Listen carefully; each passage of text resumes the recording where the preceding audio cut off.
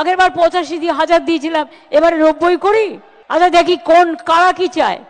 90, 95, 1, ওকে 1,10,000। এবারের পুজো কি রাস্তাতেই কাটবে আন্দোলনরত চাকরি প্রার্থীদের? কেননা চাকরির দাবিতে 560 দিনের বেশি গান্ধী মূর্তির নিচে এসএসসি চাকরি প্রার্থীরা বিক্ষোভ দেখিয়ে আসছেন। এসএলএসটি চাকরি প্রার্থীরা এবং প্রাইমারি টেট চাকরি প্রার্থীরা মাতঙ্গিনী মূর্তির নিচেও তারা অবস্থানে বসে রয়েছেন। বকেয়া দিনের দাবিতে 20-21 কর্মবিরতির ডাক করা সরকার।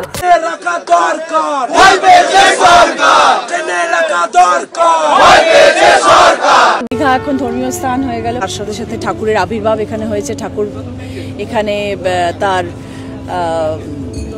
মন্দির স্থাপন হলো, তো naturally it has become a history না।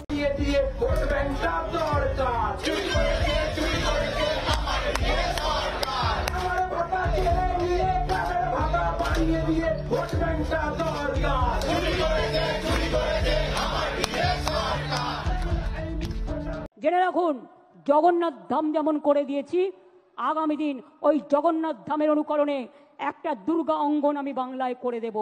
বঞ্চনা বাড়ছে, প্রত্যেকেই বঞ্চিত হচ্ছেন। যেখানে সরকার বলেন যে তার কাছে নাকি পয়সা নেই, যদিও সেটা মিথ্যা কথা বলেন।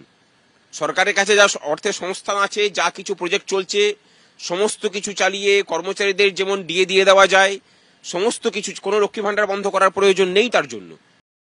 কি everyday we are bulldozing the country and bulldozing the democracy and bulldozing the media and bulldozing the civic rights of the people.